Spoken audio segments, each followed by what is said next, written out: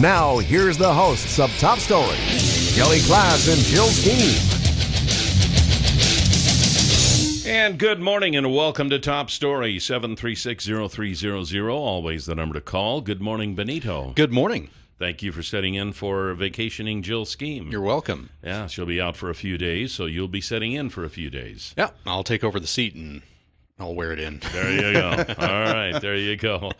Well, coming up, we have U.S. Representative Mike Simpson with us this morning. We also have Twin Falls City Manager Travis Rothweiler. He'll be coming in at 9 o'clock this morning to talk about some few issues. We have some news to talk about. We have Ebola. We have the gay rights appeal being struck down by the 9th U.S. Circuit Court of Appeals in Idaho. So what don't we have to talk about? I know. There's so much going on. I'll say, every day there's more and more, it seems like. We're going to get started right now, though, because we have U.S. Representative Mike Simpson from the 2nd District, Republican, running for re-election, I should say. Yep. How are you? Good. How are you been doing? Well, just never felt better and had less. Well, gee, you can't complain about that. I know. I notice I come in and Jill goes on vacation. Yeah. You sure it isn't a district work period she's on? You know, we don't in Congress we don't like to use the word vacation. We're at home working on constituent issues, so we call it a district work period instead of vacation. Yeah, so, that's probably what. Well, you doing. probably wish it was a vacation. Yeah, really. We actually do more work when we're on so-called vacation or the district work period than oftentimes that we do in Washington. So, well, I know that you are criticized a lot for taking so much vacation each year, but that's kind of the time that you come back and get reacquainted with your constituents. Exactly. So. It used to be years and years ago. I'm talking 30, 40 years ago. Congress was only off for a couple of weeks a year. They were actually in Washington all the rest of the time. And that's easy to lose contact with your constituents and your state and everything else. But we come home, obviously, during the August recess and at other times to meet with our constituents and do constituent work out here and talk to the people of Idaho, the people you represent, which is what you need to do. Yeah, exactly. How has the campaign been going so far? Campaign's been going good. Obviously, we had a fun primary that ended last May, and now we're in the general election, and we're going to have a few debates with my opponent, and first one is going to be this Friday over in Idaho Falls. So we're looking forward to it. Yeah, that'll be interesting because you are both from that area. Yeah, he's originally from Rexburg and then from Pocatello. Served on the city council in Pocatello. Yeah, and I'm originally from Blackfoot, now live in Idaho Falls. So we're both from southeast Idaho. Yeah, exactly. Well, since he has experience in the House as well as you, it's kind of more of an even pair as far as opponents as it has been in the past. So 16 years ago when I first ran for Congress, my opponent at that time in the general election was Richard Stallings, the same person running now. So it's kind of a deja vu all over again sort of thing. Yeah, there you go. As you travel around the 2nd District, what do your constituents, what are they concerned about? What do they think is the top of mind awareness right now? You'd have to say it's the economy and the concern with the economy. And that's reflected in the problems with the debt and deficit and trying to get our federal budget back under control. Those are general issues that everybody's concerned about. If you do polling and you ask what are the top issues, education always comes up as number one in Idaho, but that's more of a state issue than it is a federal issue. Yeah. But they're concerned about that. And then there are specific things that come up during the year, the disaster we're having with our grain because of the wet August we had and so forth. Those are obviously specific issues that those people, the grain producers, are concerned about and stuff. So it varies from area to area around the state. As far as the economy and cutting back the deficit, are we making headway? Are things getting any better? Yeah, we've actually, I sit on the Appropriations Committee, and we have actually cut federal spending 4 years in a row, which hasn't happened since the end of World War II. And so we're reducing that discretionary part of the budget. But you got to remember, the discretionary part of the budget, and I call it discretionary because that's typically everything you think of as government, whatever department it is, whether it's the Department of Defense or Interior or whoever. That's what we appropriate money for every year. The rest of it is mandatory spending. and we call it mandatory because if you qualify for the program, you get the benefit whether we have any money or not. That's Medicare, Medicaid, Social Security, some of those programs. Today, the discretionary part of the budget that we actually appropriate money for every year is only about 28% of the overall federal spending. So we've been cutting that part of the budget, and the reality is if you're ever going to get the budget under control and get back to a balanced budget, you got to do two things. You've got to address the mandatory issue, the mandatory spending and how much we spend there, because it's growing faster than we can cut the other part of the budget. Yeah. And you have to do something with tax reform because you got to have a 21st century tax code instead of the 19th century tax code that we currently have. With Congress having such a low approval rating. Oh, right come on! as you are running for re-election and you do travel the 2nd District, and people wonder who should I vote for, what do you tell them that you have accomplished? Well, we go through the things that we're able to do. As you know, I've been in Congress for a number of years, and whether we like it or not, Congress is a seniority-based system, and you move up the ladder and become chairman of various committees. I've been chairman of the Interior Appropriations Committee, obviously very important to Idaho, because that's the Forest Service, the BLM, the EPA, et cetera, et cetera. And I'm currently vice chairman of that committee now, and now I am chairman of the Energy and Water Committee, which is very important to Idaho. Water is obviously important to any place in the West, and the Department of Energy with the INL and other things is important to Idaho. So I've been able to do some things to influence how the appropriations process goes. We have been and are currently in the process of rebuilding the lab to make it the lead nuclear lab in the country, and the resources we've been able to bring to the lab to modernize it and grow it, I think, has been important to Idaho. It's the leading employer in this state and is very important to our economy. We've also been able to restrict some of the proposals by the administration, whether it was delisting wolves. We did that with the help of then Secretary Salazar and others, but we were able to get wolves delisted in Idaho. We were able to stop their wildlands policy and other things that were being done. But you generally can only do that, or at least you have a better ability to do that from a position of seniority on some of these committees. So that's been very beneficial to the state, and I've enjoyed it. The Affordable Care Act is something that is still talked about today, and in Idaho, it's kind of one of those really, really bad things that has happened. Yep. What's your stance on that, and where do you see the future of that going? Well, we've tried to repeal it 51 or 52 times in the House, and obviously as long as this president is there, he's going to continue to veto it. We can't get it past the Senate anyway because the Senate's going to stand up for whatever the president wants to do. It needs to significantly be reformed, our whole healthcare system, and ultimately that means repealing the Affordable Care Act as it currently stands. You saw the difficulty with the rollout earlier this year, and I mean, here's a government that can't get a website right, and now with the individual mandate that kicked in, where people lost insurance that they liked and so forth, and the promise that you could keep your doctor or your insurance plan was just, everybody knew that wasn't true, and in November, the employer mandate's going to kick in.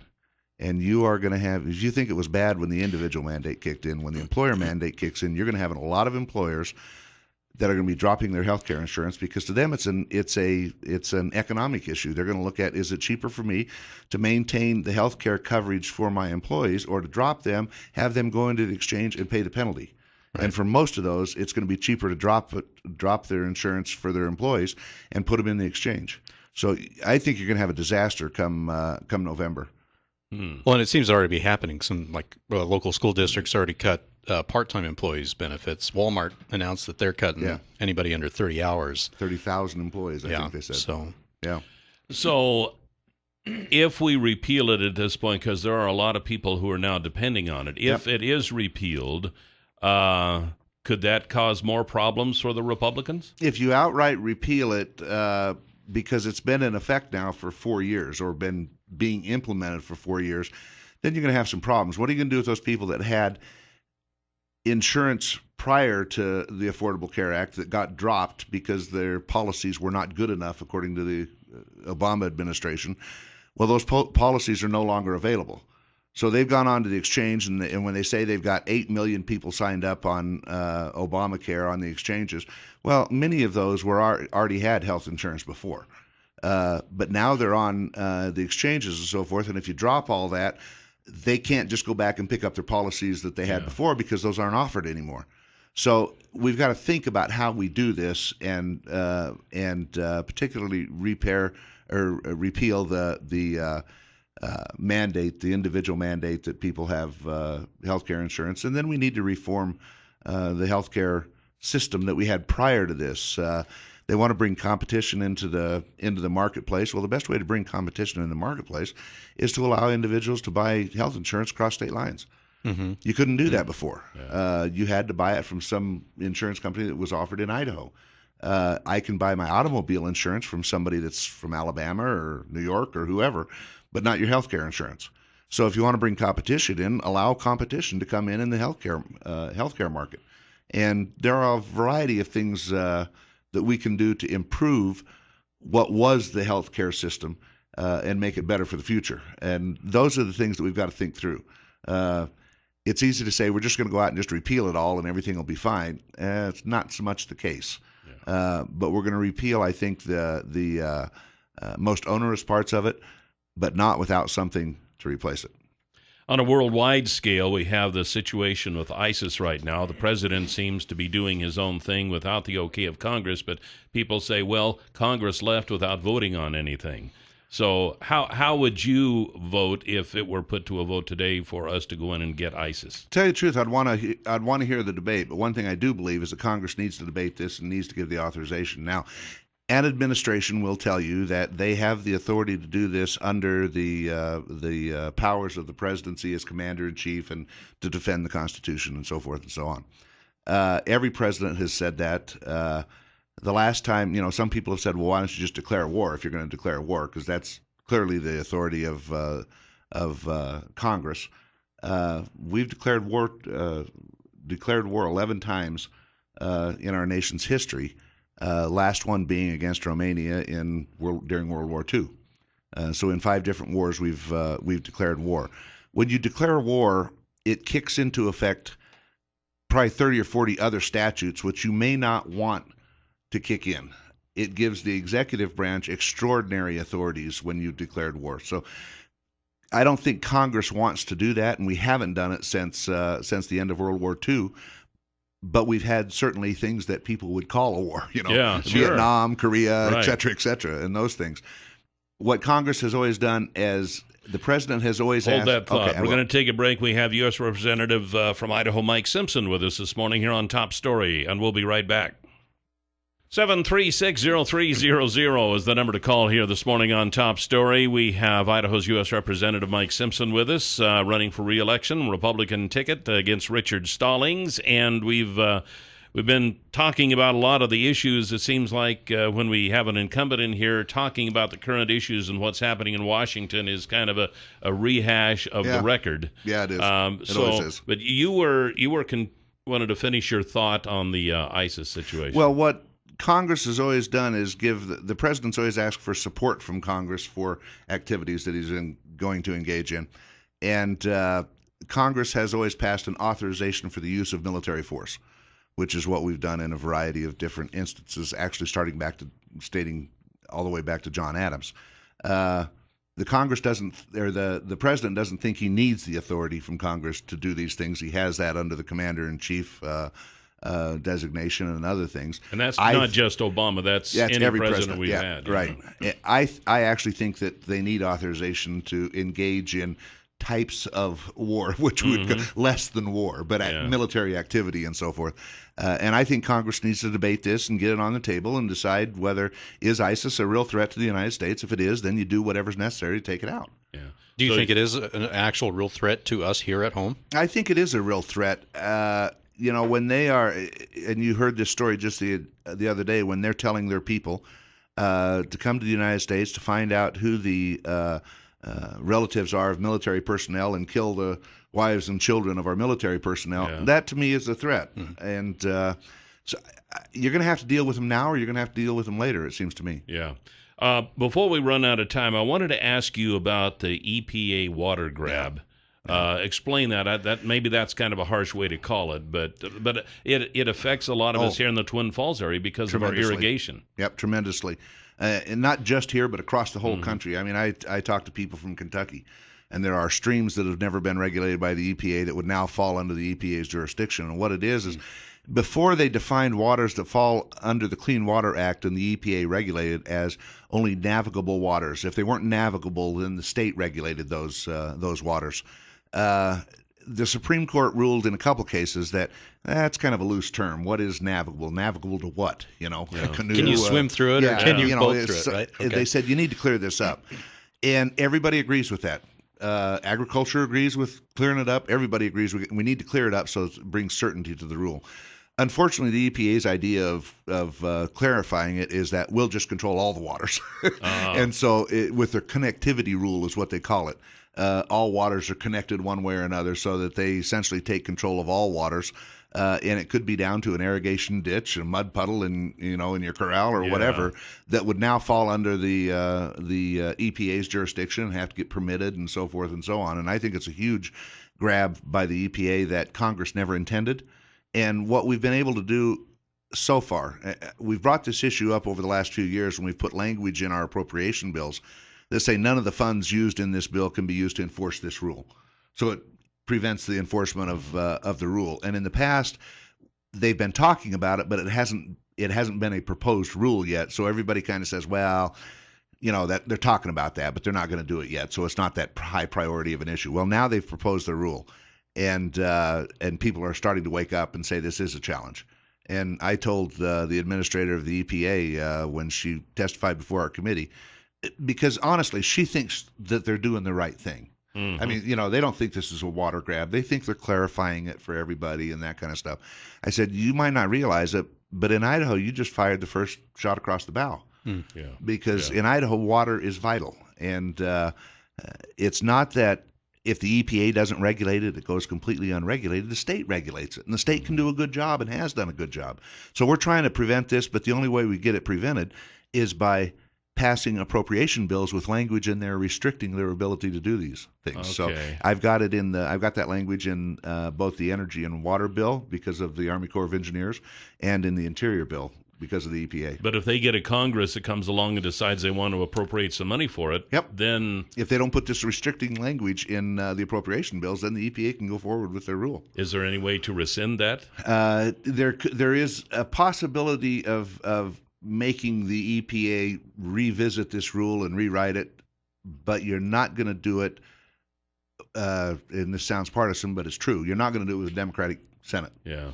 Because they're going to do what the Obama administration wants to do. So I know at one time they were talking about, maybe this is like the water thing, they were talking about regulating the dust from farms. They were, and and in some states, I think in California, you have to have a sprayer on the back of your plow or your disc or whatever to keep the dust down and that kind of stuff, But they were talking about regulating dust and everything else. It's kind of amazing what the EPA can do. And so that could be a thing for us in the future, like the water thing is now. Yeah, certainly could be. Wow, that's getting a little scary. And that falls under the Clean Air Act. Yeah, that they have the authority to regulate that because of the Clean Air Act. Wow. So Congress enacts laws like the Clean Water Act, Clean Air Act. Nobody disagrees with those. We want clean air. We want clean water. But then the implementation of it and how far you go with that becomes the issue. Representative Mike Simpson, our guest this morning here on Top Story, District Number 2 on the Republican ticket, and we appreciate you coming in, Thank you. We'll see you soon. Okay. Good to see you again, Kelly. This is Top Story on News Radio 1310 KLIX. 7360300 is the number to call here on Top Story. Welcome back. Wanted to mention that the folks at Stanley & Company would like you to give Pat Hartzell a call because he, too, is with Stanley & Company. If you have a big feedlot or a dairy operation that needs to handle large amounts of manure, the low and honey There's a lot loader. out here. That's right, there is. The low and honey loader is the way to do that. and it'll load it liquid, frozen, or dry, and it's quite a machine. And if you want to see one of these in operation before you purchase one, you can do that. Call Pat Hartzell at 280-1167. He can set you up with an appointment, and you can see one of these as it operates. It's pretty good. It's kind of like driving a car before you buy it, you know. It's pretty. Why wouldn't you, right? Yeah, pretty handy thing to do. And so give him a call, 280-1167, and if you decide, yes, you want one, he can handle that part of it too. I'm sure he has all the paperwork in his vehicle that, you know, he can do that. They have on-site service. They have a huge inventory of parts and service if necessary. So give him a call at Stanley & Company. That's his personal cell right there is 280-1167. All right. Well, I want to thank you again for sitting in for Jill this morning. You know, it's been a while. I'm trying to think the last time I did, but it's been a while. Yeah, that's right. I can't remember the last time. So you're back now. I'm back. So we need to make the most of it. I don't know. Get much out of me, but If at 9 o'clock we have Twin Falls City Manager Travis Rothweiler joining us for State of the City. All right. A lot of the questions coming up about what's going to be going on downtown and just kind of the Downtown's again in the big topics. downtown is again in the big topics, and that big renovation we're going to be doing, which we haven't done since the late 60s, I guess it was. Really? Yeah, and I can remember when that happened. And the funny part of it is it seems like it was just a couple of years ago. You kind of cut stuff out of your memory and shorten it, right? Oh yeah. It was quite a deal back then, and it'll be another big deal again. You know, it seems like every once in a while you just have to do that. You kind of have to clean things out and rebuild. Buildings get old. Well, and technologies, I think the buildings don't support the technologies that people need right. nowadays. That's right. You know, And like then, us here at the radio station. Yeah, no kidding. And a lot of the, I guess the water lines and stuff underneath the old part of downtown are the old original 100-year-old water lines. Yeah. Although they don't seem to be the ones that are breaking. They're so maybe there's something to them. I know. Let's just leave them in until they break, right? One of the big news items, though, just yesterday, of course, gay and lesbian couples in Idaho and Nevada can now get married. Right. Except in Nevada, I think a judge still has to issue some sort of order to actually open the doors on that. In Idaho, the Ninth Circuit said, go ahead. Yeah. Right away. Anyways. And that's probably going to happen in Nevada. I mean, what are they going to do? They can't fight it at this point. But anyway, it was a federal appeals court declared gay marriage legal in both states just yesterday, after the U.S. Supreme Court refused to take the issue at hand, which now makes sense as to why some of these decisions were lingering. They were kind of waiting to see what the Supreme Court did, which would make their job a little bit easier. Right. So at any rate, now I guess gay marriages are legal in Idaho, which is our most pressing concern right now. I don't know what else to say about it. I know many people in Idaho are against this, as am I. But I just want to say that whenever you say that you are against gay marriage, then those who are in favor of it want to label you as a homophobe, a racist, a bigot. You know, you are the worst form of scum that ever walked the face of the planet because you are against this. And if you are against it, as am I, that doesn't mean I don't like gay people. It doesn't mean I want to discriminate. It doesn't mean I want to do all these bad things. It just means that I believe in the Bible that God says marriage is between a man and a woman. That's why I don't agree with this, because it goes against God's word. I can't help that. If you want to argue that fact, you're going to have to argue with God, because He's the one who laid down that rule. Some of the nicest people I know are gay. I have gay friends. I just don't believe they can get married. If they want a civil union, that's their business. And I understand the legal ramifications. Well, if it's just a civil union and it's not a marriage and they have kids and da-da-da-da-da-da, then that causes all of these other issues. I realize that. I know that. And my heart goes out to them. I don't know what to say. But when the supreme creator of the universe says that this cannot happen, then he made that decision, not me, and I go on his side. Right. It's just the way it is. And I don't think it's over in the courts. I think our state leaders and national leaders are going to regroup on this. They may. I don't know what they can do. I don't think it's over. But it did leave the door open for the Supreme Court to rule on it later. But, I have a feeling it's going to go in the same direction. We'll be right back. 736-0300, the number to call. 736-0300, the number to call here this morning on Top Story. And Clearwater Power Equipment, you've heard us talking about them. They now have a store in Twin Falls after expanding from the Wood River Valley area. They carry Husqvarna and Echo. They have chainsaw. Do you have a chainsaw? No, I don't. I don't have anything for it. I don't have a use for it, put it that way. Oh, I guess that's right. Okay. I don't have a wood stove. I wish I did. Yeah. Well, this is chainsaw season, and the reason I know is because I can drive around and I see people hauling pickup truckloads full of cut wood for their stove. Yeah, I was in the South Hills, and people are just through the burn areas. Oh, They're cutting like crazy. I'll bet they are. You might need a new chainsaw. That's right. And that chainsaw, the Echo chainsaw, could come from Clearwater Power Equipment. And you can buy chainsaws in a lot of places, especially the big box stores, places like that. You go in and say, yeah, tell me about this chainsaw. And they say, well, you pull the string and it cuts wood. And that's about all they can answer. But if you go to Clearwater Power Equipment, they know how it's made. They know the parts inside. If it needs service, if it needs parts, they have the parts. They know what kind of gas works best in it. They know about the right lubricant and stuff like that.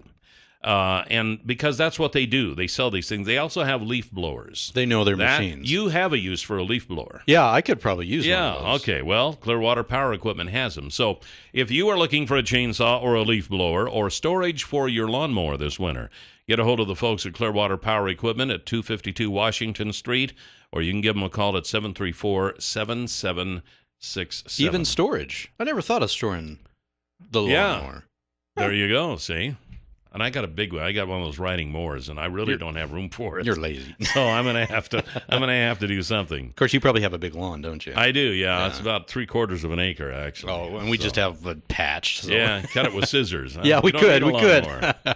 Coming up, I want to talk about a story about a chimpanzee that could be granted human rights. What? Here in the U.S. We'll see what you think about that. We do have a caller, though. Top Story. You're on the air. Good morning.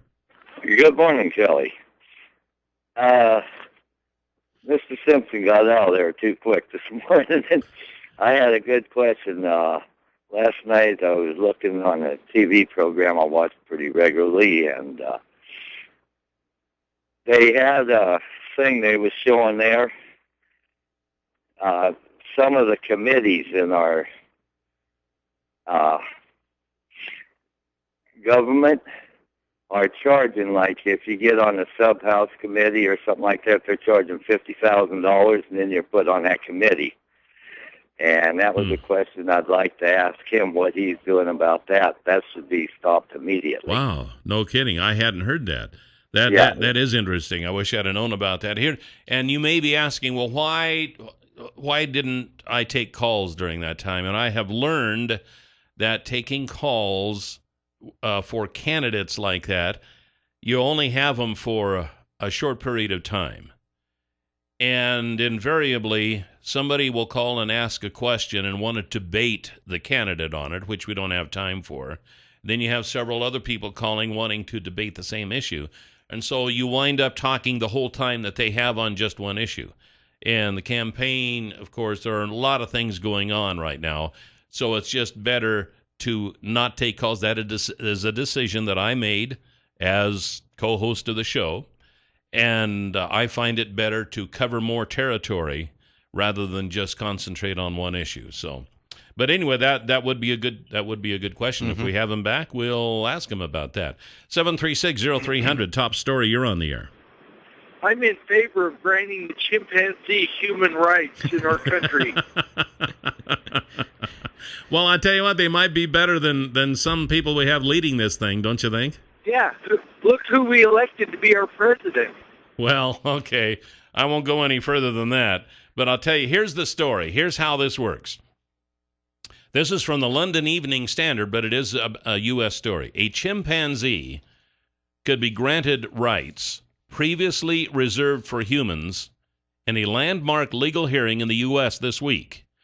Tommy the chimp may be entitled to legal personhood, according to animal rights lawyer Stephen Wise, who is seeking to extend rights historically reserved for humans to other intelligent animals.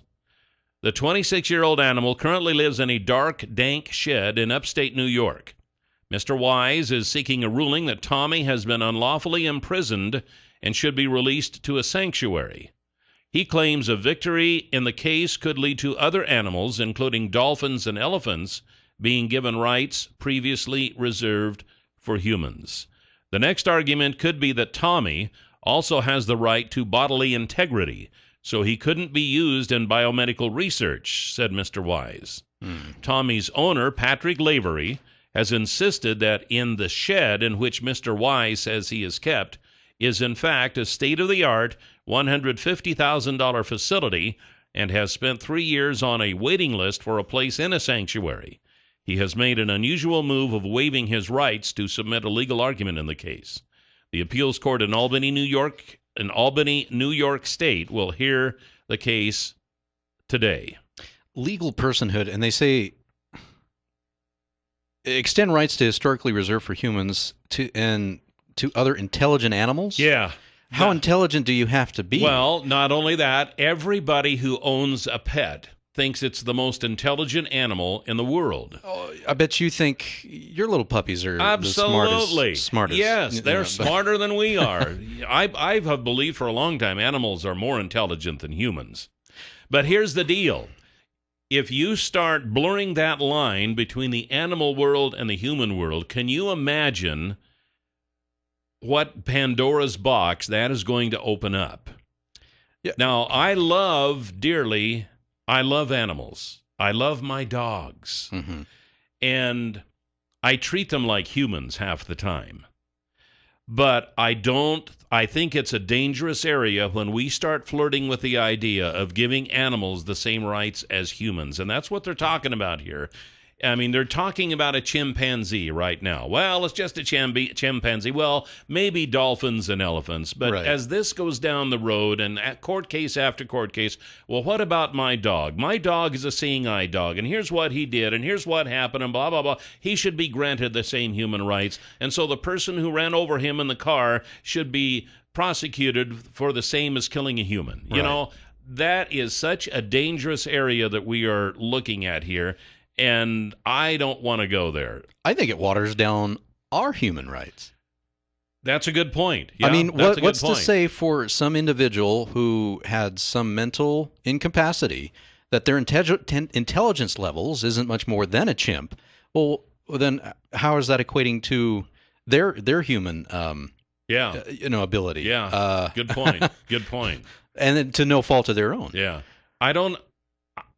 It will be interesting to see how this works out. And this case is being presented today. It'll probably be a while before they come out with a decision. But what a dangerous path to follow. 7360300, top story. You're on the air. Good morning. Good morning. Kelly, you're right. This is a dangerous path to follow, but it's not dangerous for those who know the law. If you learn the law, then you'll find out that a person is subject to American law. But a man who is not a person, according to man's law, is subject to God's law. That's the way it works. And it gets right back to this gay rights marriage issue. You have turned away from God's law and looked to man's legalism for everything you do, and by man's legalism, you make void the law of God. Well, I understand where you're coming from, and I understand that those who don't believe in a God, for instance, don't believe in God's law to begin with. So all my rhetoric here a while ago about saying that I side with God because God is the creator of the universe and he says that marriage is between a man and a woman. There are people out there listening right now that think, man, you are an idiot, you are crazy. Well, we got people saying that anyway. But, that has no bearing in today's world. We are a modern world now. We don't have to worry about all that. Secular world. All that. We're a secular world. We don't have to worry about all that mythological God stuff, Well, I still do. And I know that allowing animals to be on the same level as humans legally is a bad, bad thing to do. Imagine all the squirrels that will be filing charges. Well, okay, here's a for instance. You're driving down the road in the middle of nowhere, and an animal runs out in front of you, and you run over it and injure it or kill it. Mm-hmm.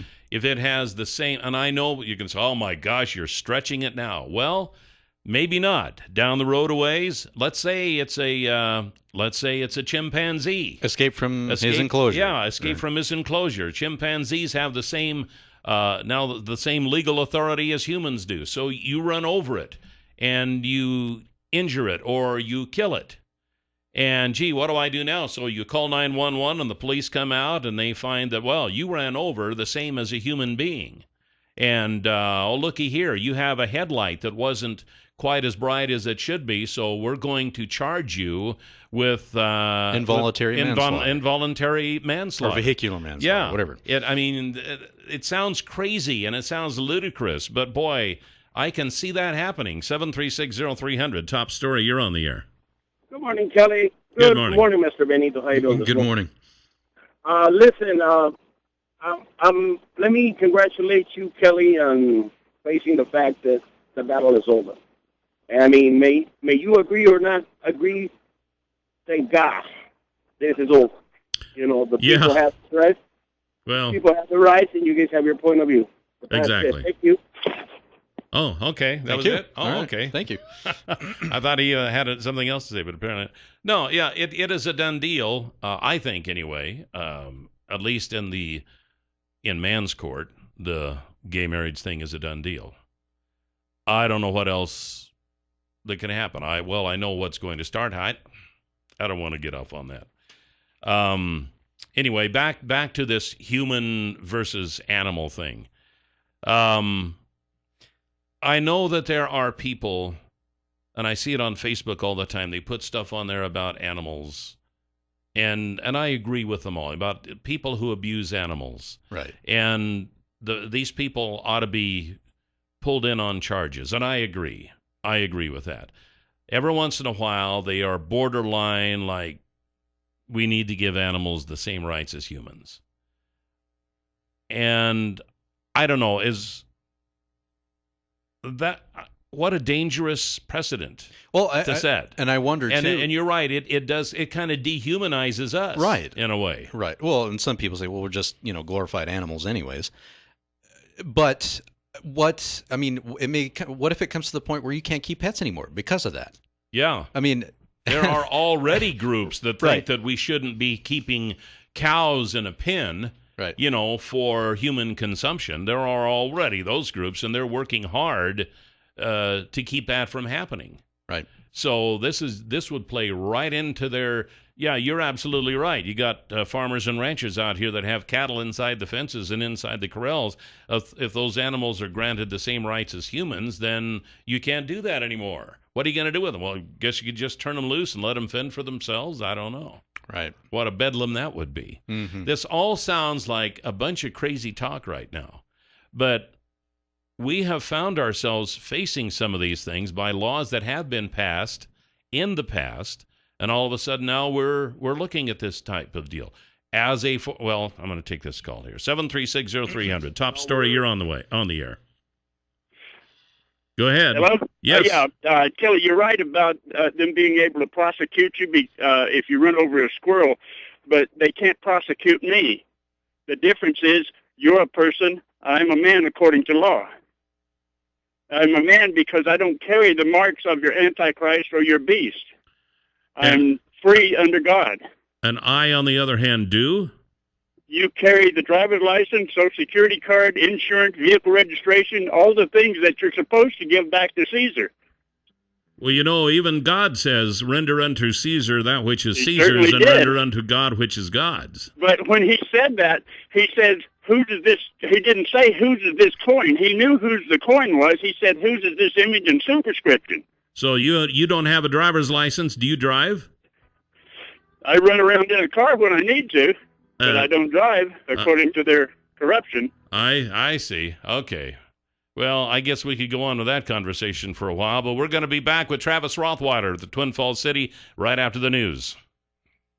And welcome back to Top Story, 7360300, always the number to call, and welcome Benito sitting in for Jill this morning. Thank you. Glad to be here. Been a while. Nice to have you. We have 46 right now. I was going to ask you, did you see the lunar eclipse this morning? I did. It was going when I was up, so Yeah. I just look up and I'm like, oh, there it is. Yeah, On my way to work. We have Twin Falls City Manager Travis Rothweiler here, too. Did you get up and see it this morning? I did. In fact, my son is doing a experiment and observation in his science class about the phases of the moon, and so we were able to wake him up and take a look at the lunar eclipse, and that was pretty cool. Perfect. So, and it was a blood moon, too. It was.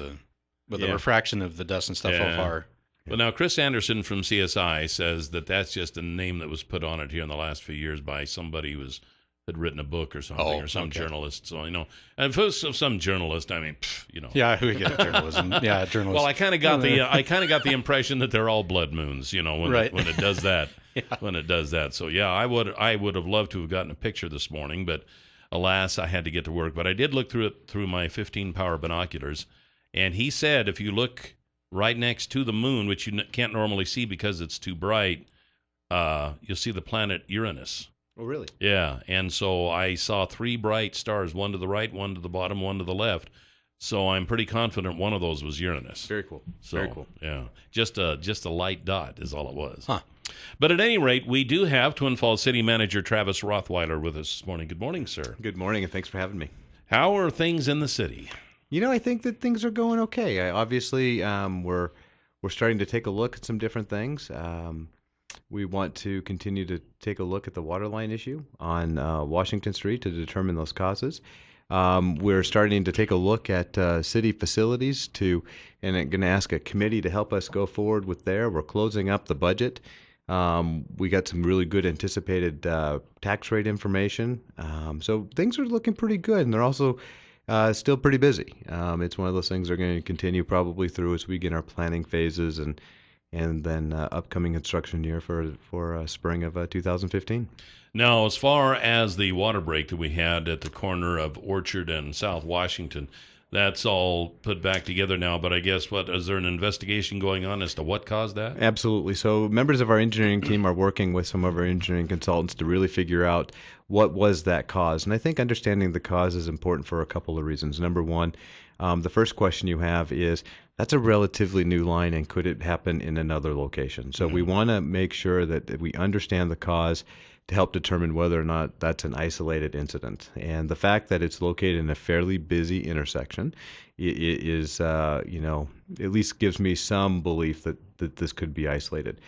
But more importantly, we want to make sure that through that investigation that it's installed properly, and that if there is any recourse, that we're able to take the appropriate steps to ensure that the city's citizens and the ratepayers are well protected in the investment in that resource. Now, the intersection, too, I can't remember, is that part of the Highway 70? Does ITD have any influence on that stretch? It is under the direction of ITD and oversight. So when we did the pavement overlay, we did so with an ITD spec in the asphalt, but the city has a maintenance agreement, and we're the ones that are responsible for maintaining that. Okay, so, and they just finished working on that too, so is that going to be part of getting that repaired again? We just finished fixing a segment that is for the city, which is on the Orchard West portion, west of the intersection. And so we had just finished that roadway project, and unfortunately the size and the amount of water that came through caused some of the road base to be washed out, and so we had to patch and go back in some of those areas. It was a beautiful road, and it's once again a beautiful road. Unfortunately, there was was finished too. There was an interim part there that was actually a little discouraging. Well, that's the way it always goes, though. You have old beater around and nothing ever happens. You get a new car, you get a scratch and a broken windshield right off the bat. Yep. So Let's get it over with, right? And in no Exactly. way, I remember there was a earlier water line break, but it's totally different line and different situations. So you're not seeing any correlation between the two, anyways, right? We're not. We're certainly want to be mindful, and I think that what happens is, it just illustrates the importance of really investing in your infrastructure and making sure that you have pipes that are going to meet not only the loads and the demands, but we also have the ability to replace those that begin to outlive their useful life. Yeah. Yesterday we had a pretty good conversation here heard. about I figured you would, about the renovation of downtown Twin Falls, about the purchase of the Banner Building. I think a lot of people are surprised about the choice of the Banner Building, both, I guess, for a couple of reasons, for its age and its location. So how does the city look at that? Okay, so we think, and so first let me just say that the building's not purchased. We have what we've done is we've preserved the selling price with the earnest money, and we have a due diligence period to continue to look forward, but at no point in time has an official transaction gone forward, and that would have to be done openly. What we've done so far is we've taken a look at 11 different possible sites. And part of the committees that we're asking is to help us to evaluate not only those sites, but maybe there's something better that we just haven't seen yet. And then also to look at the logic that we had behind looking at the Banner facility. And when we look at that Banner facility, we first wanted to make sure that, is it going to be a place that you could renovate? Is it a place that you could use as a potential city hall? So there was some investigative work that had to be done. And so that was why we spent some money, about $5,000 for structural engineering, and then some, maintenance and mechanical and water and fire suppression system to take a look at the systems. Because if it doesn't have good bones, then it's not a structure that you really want to even include on the list. And then the next step is to take a look at the location. And part of that location is that we've heard from a lot of people about the importance of maintaining a city hall structure in the downtown core area. And so when we've taken a look, we've looked at outside of the downtown core, but we've also looked at inside the downtown core.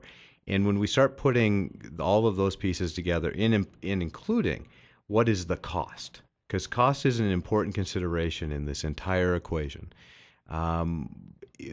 we became probably the most interested in that facility. Now, interested, I think, is the appropriate word, because it's the citizens that are going to make that final recommendation to the council. And they will do so independently. And the committee will be created through a grassroots effort. We, unlike some of our committees where you submit an application and we interview you and then we select a certain number to participate, we're actually going to follow the same strategy that we did with the wastewater committee, and that is a come one, come all. Anyone who is interested has the opportunity to participate. They will select their leaders from their own. We will provide information to help what we believe is needed to answer some critical questions that they'll ask them to go to the council, and then they'll ask for information. They will help steer the conversation. They will ultimately make a recommendation, and they may recommend to the council that the Banner facility is not appropriate for a city hall for a myriad of locations. And I think it's important to accept that. I think it's important to recognize that and then continue to look at options, because the need to enhance our facilities isn't going to go away. The current city hall is a building that we've been in since 1943. Yeah. And the police facility right now is completely outdated and overcrowded. And as we continue to grow as a community, we need additional officers, we need additional locker rooms, we need additional restrooms, we need additional office space for them. So who would go in? Would this be a all-inclusive city hall, or would you still keep the older facility, and who would stay there and who would move? So that's really a conversation for the committee. I really believe that because of where our dispatch center is located, it does limit the opportunities for moving all of police. And so if we were doing this in a vacuum, which would be the wrong way to do it, the City Hall right now would become a public safety complex where it would have police, it would have fire so that we can maintain the dispatch, but we'd give the police department the opportunity to grow, build an operations center and administrative center, create an environment that was much more secure for our officers, because I think that we can all account the horror stories of state police officers up in North Idaho, the incident that occurred in Moscow. Protecting our officers is important.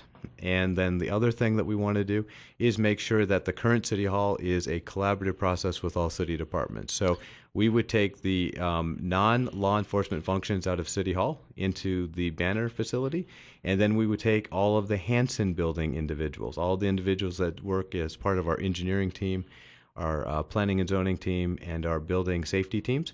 We would relocate them back into a City Hall complex where we would be all together. Much like the county did, almost, with what they have in the central with right. County West. Yeah, bringing all of our facilities back together to bring that synergy. What's important is the city has taken similar steps in the past. So they commissioned an evergreen study in 2005 to take a look at it, and at that point they made the decision 7 years ago to come up with a 5-year solution to have the Hanson building. The Hanson building is now totally full, and as we continue to look at the additions of staff to service the publics and the projects, we're running out of room. And Hanson building, that's the old CSI. The Hanson building is right across from Fredericks and Chocolate. Okay. Mm-hmm. Yeah, Okay. A lot of people are questioning the money that's already been spent on the Banner building, which brings up the question, if those costs are necessary for that, could the similar costs also be made for some of the other facilities that you're interested in that could There very well could be some costs. Obviously, one of the things that we're concerned about is price escalation.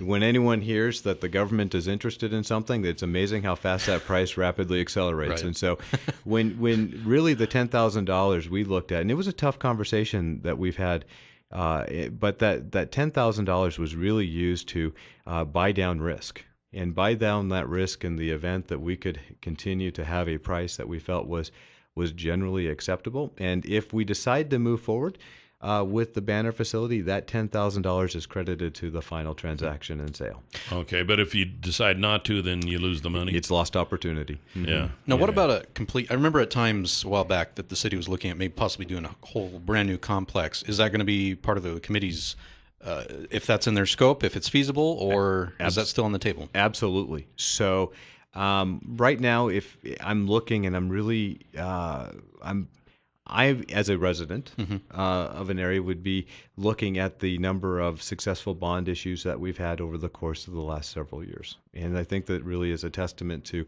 the belief in the direction overall by the members of the community in the direction that we're going. But you look at a $38 million bond that was approved for wastewater treatment, and you look at a little over $70 million bond for schools. At some point, you have to ask if there's an appetite for bonds. And so I think that our look at here was to have this as an opportunity that can be confined to the resources that we have available and not asking for debt instruments. Okay. Twin Falls City Manager Travis Rothweiler is our guest this morning here on Top Story, and the number is 736-0300. We'll be right back. 736-0300 is the number to call here this morning on Top Story. Welcome back. We have Twin Falls City Manager Travis Rothweiler with us. Before we get back to our topic of conversation, I just wanted to say that yesterday's $100 instant winning name is Garth Stoddard. Garth Stoddard.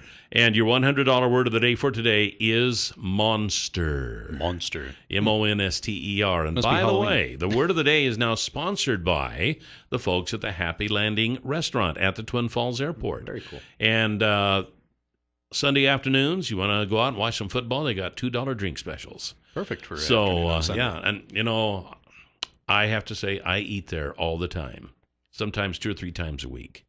It's a great place. They got homemade food. They got friendly. It's just it's fun to be there because you can watch the airplanes come and go and such. So Happy Landing Restaurant bringing you the word of the day. Go to our website, newsradio1310.com. Click on word of the day, type in monster. And listen tomorrow. If you hear your name tomorrow and you played the word today. The true side of KLIXcast came out there. That's right. Yeah. My true colors. I'm really a monster. Travis Rothweiler. Okay, we're talking about the possibly relocating City Hall, or at least part of City Hall, to the downtown area in the Banner Building. Yesterday, conversation came up about a possible parking garage. Yes. So tell us about that. Is that in the future? You know, is it in the future? Anything could be in the future, but I will tell you that it's not something that has come up in relationship with this project.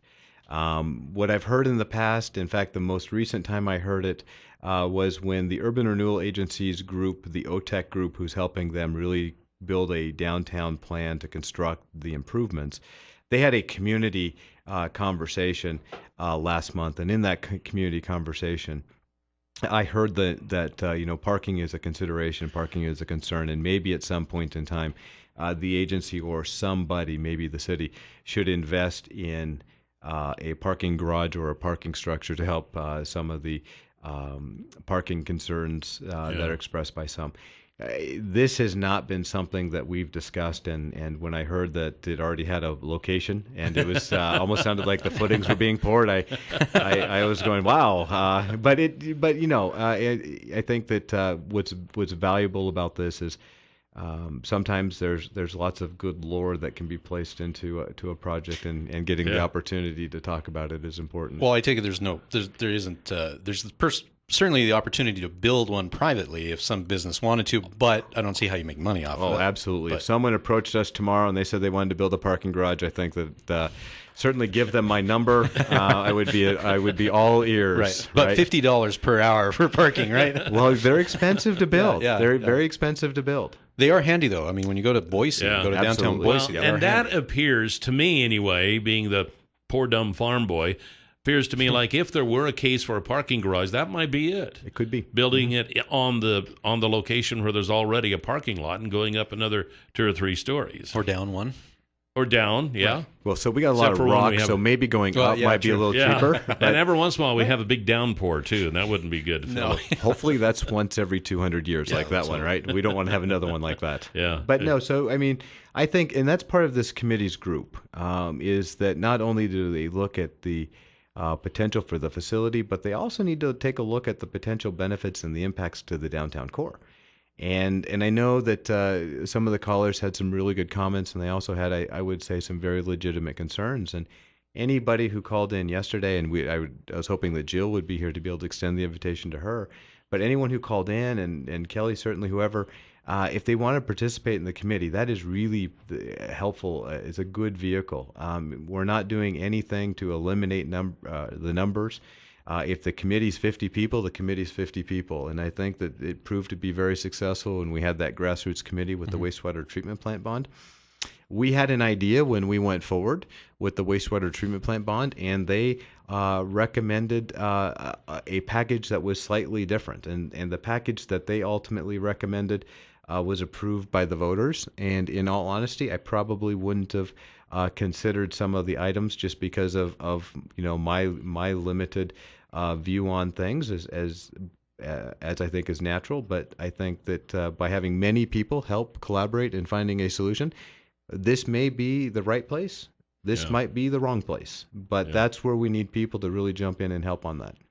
One of the other topics of discussion then was the old Rogerson building, right, which currently has, I guess, one tenant. One has just moved out. The possible destruction of bad word to use, I guess, or at least right. The Urban Renewal Agency owns that now, correct? That is correct. Yep. The Urban Renewal Agency closed on the building, and it's my understanding that they're had a conversation with the 2 tenants. There are 2 paying tenants, and then 1 tenant in there that received was occupying donated space. One of the tenants has moved out, and I believe has opened another location in another area, and the other was the caller yesterday. In talking with Melinda Anderson, it's my understanding that prior to or shortly after the acquisition, the agency had a conversation, and all parties had mutual agreements that included free rent and relocation assistance. Okay, we're gonna Go Oh, ahead. and we've got some late breaking news. Remember how I told you the gay marriage issue in Idaho is not over yet? Yes. It's not. Something's happened. I'll break Really? it coming up after the break. All So right, stay coming with up us. with Benito Baeza right here on Top Story. We have Twin Falls City Manager Travis Rothweiler, and we'll be back. 7360300 is the number to call. Wanted to remind you to get a hold of the folks at Far More of Idaho as the irrigation season is kind of waning a bit now. This will be the time to make changes between now and next spring for the new irrigation season. You might want to consider Certiset. No moving pipe, no borders. You're able to grow and harvest every square inch of your field, which nowadays is very important. Get the most out of your water. That's right. No more costly labor to move pipe, and you still get your water in a more efficient manner. Ask them about Certiset, something you might want to consider, and they know all about it. They are experts of it at Far More of Idaho, 324-3341, or you can find them online at farmoreofidaho.com. Travis Rothweiler is the Twin Falls City Manager, having pretty good conversation here this morning about downtown Twin Falls. When we talk about tearing down what many consider an historic building, which probably I think the Rogerson Hotel would be considered that, I look back to the time in the late 60s when we tore down the Perrine Hotel in order to put up a big brick building like we have now. What would be the possibilities of hanging on to that? And apparently it's not on the historical record or anything like that, is it? I'm not aware of that. Okay. I don't know its status in terms of that. One of the things I do know is that if you look back and you take a look at old photos of the old Rogerson Hotel, it is actually a floor less by comparison to what it had used to be. There was a fire in the building, and actually then When was that? I don't know for sure, but I was looking, and when you start talking about the old Rogerson Hotel, and if it could be pre-fire, it was a pretty building. Yeah. I mean, it really was, Yeah. and it was one of those facilities that you look at and you say, absolutely, that is a community treasure. I think the job of the Urban Renewal Agency and what the board is going to do is really to take a look at the opportunities and to see if the current structure is in a place to be reinvested and to make some reinvestments in a manner that makes sense. My understanding, I've only been into the Cupcake Place. I shouldn't have said that out loud with my wife probably listening. But with that... Steamed veggies for you tonight. There you go, for a week. But I've been told by individuals that understand structures far better than I that there are some significant structural challenges associated with the building. And I think that it's prudent for the agency to have a public conversation about those steps as they take those steps, and I believe that's their intention. The history of a community is what talks about a community. It's what sets your community apart from any other community, and we have a significant downtown historic preservation group in our community that's been very active. You have also a nonprofit group that includes Judge Paul Smith and others that have done an amazing job at saving and preserving the silos. And so, history is important, and it's important in our community. And I think we'll take that same approach, and the Urban Renewal Agency will probably take that same approach when they look at the Rogerson building. And it won't be just raising the building for the sake of progress, because when you do that, that's when you start really separating yourself from your roots. Yeah. Now, you had some items you wanted to mention, too, that were important and kind of more on an upper. Well, just more of an upper than a downer. The downer. Well, but the city hall conversation could be really cool, right? But this is really good. This is good conversation. And again, if anyone's interested in participating in that, attend the tours that are going to be on the 23rd and the 24th and the 25th, and we'll be sending out times, and we'll have email dates, we'll have cards, but then we'll also have come one, come all opportunity to be on the committee. Some other things I think are really great. As you look at we started last November having a conversation about bike connections as part of our strategic plan. Yeah. And on Thursday evening at 7 o'clock in the City Hall, we're going to take the information that was captured through that community meeting and share what we believe we heard with the members who participated to make sure that we got it right, and then we'll make that presentation to the City Council. And if we got it right for this first phase of a several-phase project, then we'll start really creating some shared opportunities of our roadways with some pedestrian and bicyclists and motorists in our community. So that's really kind of an exciting step in progress and good for our strategic plan. Obviously, taxes is always a concern, right? And so I know early on, because the city of Twin Falls starts its budget process so early, that we had conversations about a very fluctuating tax rate. So we want to provide additional information. The latest information that I have from the county that was provided to us basically after they certified our L2 forms, which is the forms that we use to request money, and then they calculate a tax rate for us. Our tax rate is going to be $7.66 per $1,000 of taxable value.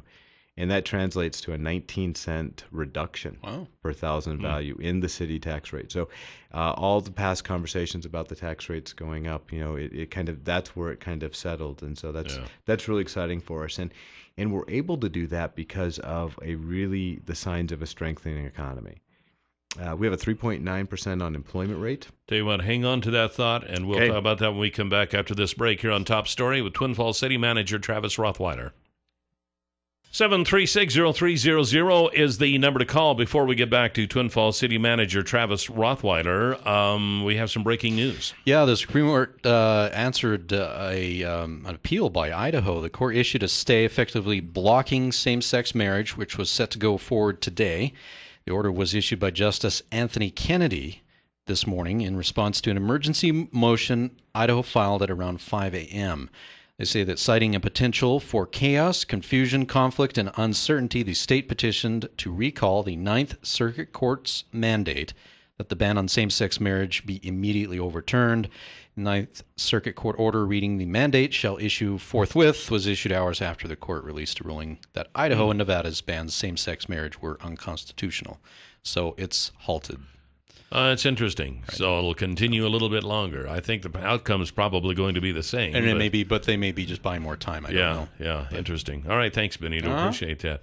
Twin Falls City Manager Travis Rothweiler. Okay, for the break, we were talking about how the city is doing and the unemployment rate, and we've kind of had a building boom here. We have. So the unemployment rate, is at 3.9%, and most economists will tell you that full employment is right around 5%. So that's a really good sign for our community.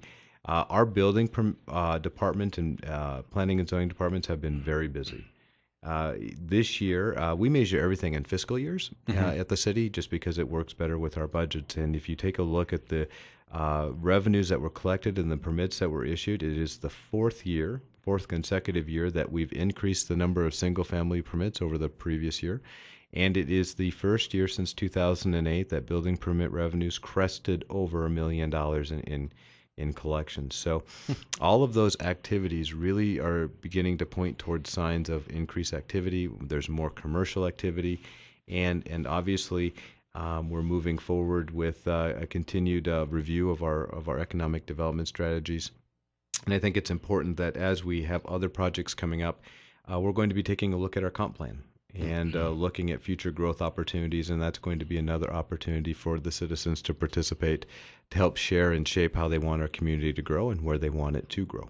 And understand the comp plan to be very organic. It as time goes on and things change, it changes too along with that to kind of steer in whichever direction that we see we're going. Right? That's right. So, and what you want to do is you want to have the best plan moving forward, and it needs to be built by the citizens. Mm-hmm. We have a caller. Top Story. You're on the air with Travis Rothweiler. Great. Hi, I wish I had something to pertain to this, but I just got breaking news that our Ebola patient died. Oh, really? The one in Texas? The one in Duncan. Texas? Yes. I'll be darned. Where did that come from? I got it off the Blaze. Okay. All right. Interesting. All right, thank you. How about that? Yeah, that doesn't pertain to this, but it is interesting nonetheless. Well, Mr. Duncan, who was the Ebola patient in Dallas, has died. That is... So.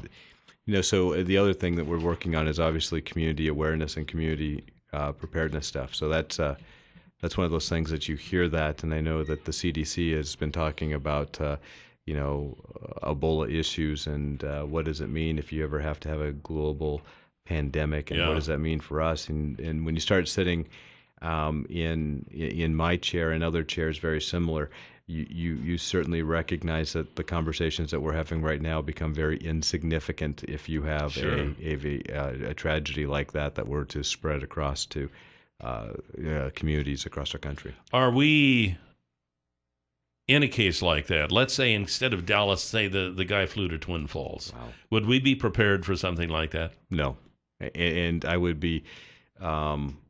I mean, I'm certainly that, and that's probably a great conversation for St. Luke's, and they may be far better prepared than I realize. But as just speaking on behalf of the city and the organization, I think that not only is there a medical issue and concern that is very real, but in addition to that, you have a significant elevated public concern that, is this going to happen to me? Is this going to be happening to my community? Is my community safe?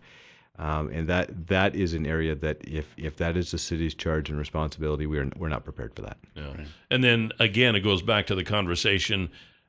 What can you be prepared for? I mean, there are some things that could happen that even monetarily you could never be prepared for. That's true, but I think that one of the things, especially when we've had, of course, the last few instances, we've found that we can be more prepared than what we are. Mm-hmm. Yeah. And so we're looking at the ability to do mass notification. We're looking at the opportunity to notify individuals through a series of methods that even if they're not a resident of our community, but they just happen to be passing through. So we're still exploring those. We owe a response back to the city council in having a conversation about community awareness and community conversation and community preparedness, and we're preparing that to go to the council yet this month. All right. We just got a few seconds left. I wanted to go back a little bit to the planning meeting for downtown Twin Falls. Yep. Do you have to be a resident of the city in order to be in on that committee? I don't think so. And the reason I say that is because I think that the more hands on deck that have a conversation, the better. We are a urban center, and as an urban center, we have mass influx of individuals, upwards of 25,000 every single day. Mm-hmm. And Twin Falls may not be their home, but it's the Magic Valley is our community. Yeah. And I think that to create a quality community, we need to open and exercise that and move that forward. Well, and you have people like me and Jill who live outside of the city limits, but Twin Falls is our town. That's right. So, I would feel like it would be cool to be able to participate in something like that. Yep. So we are out of time. Twin Falls City Manager Travis Rothweiler, we appreciate your time. Thanks. I appreciate it. And we'll see you in again. Sounds great. And it's time now for the Huckabee Report, brought to you this morning by Waddell & Reed. You can hear the Huckabee Report each weekday at this time, brought to you exclusively by Waddell & Reed. Laura Nelson, Josh Funk, and Steve Stanger are the financial advisors at 736-6563. So I ask you want to go into a store that has kind of a different inventory every day. Right. What would that be? I don't know. How about a pawn shop? Oh, yeah. Yeah. Well, the folks at Canyon Pawn, it's the newest pawn shop in Twin Falls. Oh, that's right. Been open for a few weeks now. And nice, brand new stuff inside. I mean, they redid the store. They got beautiful cabinets where they keep all the guns. They've got new stuff on the shelves and still in boxes. They got used stuff. They got pawned items. It's just a fun store. They're located right across from Will's Toyota on Shoshone Street, and they want you to come on in and say howdy and find something you can't live without. And you need a little extra money, take something down there that you can pawn for right now. All right. 933-2600 is the number to call. And again, they're at 3rd Avenue South and Shoshone Street, right across from Will's Toyota. Right down there. Yeah, right where the old Reds used to be. That next door. That's not the same store, but next door. No, where it used to be. It's not there anymore. Well, right. the old Reds Trading Post building that they tore down. Yes. Not the current one. That's right. One thing that Travis did mention that I forgot to ask him during the interview, there's been a lot of talk about the county offering the city for free the old clinic building. Travis said that was not the case. It wasn't offered on a free basis. It was actually it was quite a bit. So he said if they'd offered it to us for free, that would have been a different conversation. But a lot of people wonder why the city didn't latch on to that with that kind of a deal. Well, that wasn't the deal. So At any rate, I told Travis, I said, hey, we got to have you back because we got more stuff to talk about that. We got to talk about the airport and such. There's just a lot going on. He said he'd come back anytime. So want to thank him for taking the time to do that. City Council's always here every week. So yeah, that's right. Now, the latest news is that Idaho still has a ban on gay marriage. They do. At least reinstated this morning. They asked for an appeal. Appealed it. The Supreme Court granted it and said, okay, halt it. So gay marriage, it won't happen today in Idaho. Yeah, right. Okay. Well, probably more on that coming up at the top of the hour and throughout the day. Yep. Thank you, Benito, for setting in for Jill today. You're welcome. I'll be here tomorrow and the day after, and Very good. The day after. Which will be a Saturday. It'll be a Saturday. You can come in Saturday if you want. No, thank you. I won't be here. No, I won't either. Tomorrow we have Kelton Hatch from Idaho Fish and Game. He's always fun to talk to. Hey, it's that time of season, too. It is, absolutely. So we'll see you tomorrow. Have a great day. Goodbye, Benito. All right, adios.